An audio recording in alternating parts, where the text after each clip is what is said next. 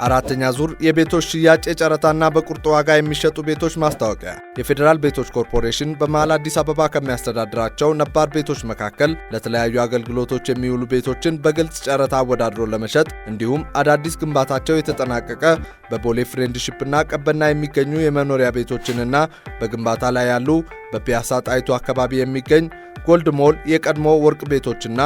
ሞዝቮልድ ሞል የመኖሪያና ንግድ ቤቶችን በቁርጥ ዋጋ በመሸጥ ላይ ይገኛል። በመሆኑም በጨረታው መሳተፍ የሚፈልጉ ተጫራቾች የጨረታ ሰነዱን ከመስከረም 23 እስከ ጥቅምት 18 ቀን 2018 ዓ.ም ዘውትር በሥራ ሰዓት ከሰኞ እስከ አርብ ከ2 ሰዓት እስከ 11 ሰዓት፣ ቅዳሜ ከ2 ሰዓት እስከ 6 ሰዓት ድረስ የማይመለስ ብር 500 በመክፈል በሁሉም የኮርፖሬሽኑ ቅርንጫፍ ጽሕፈት ቤቶች የጨረታ ሰነዱን መግዛት የሚችሉ መሆኑን እናሳውቃለን። የጨረታ ሰነድ ማስገቢያ ቀን ከጥቅምት 16 ቀን 2018 ዓ.ም እስከ ጥቅምት 18 ቀን 2018 ዓ.ም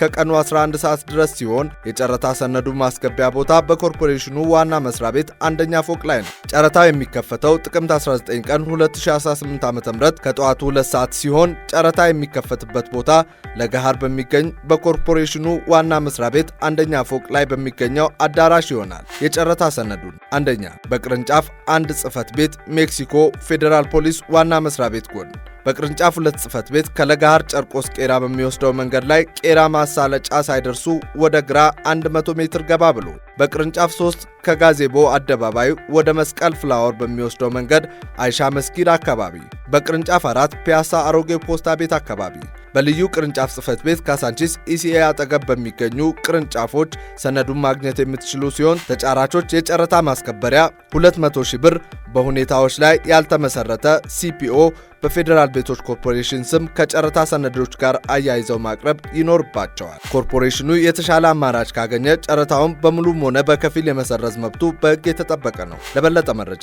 መስከረም 23 ቀን 2018 ዓ.ም የወጣውን አዲስ ዘመን ጋዜጣ መመልከት የሚችሉ መሆኑን እናሳውቃለን። የፌዴራል ቤቶች ኮርፖሬሽን ለሁለንተናዊ ለውጥ የሚተጋ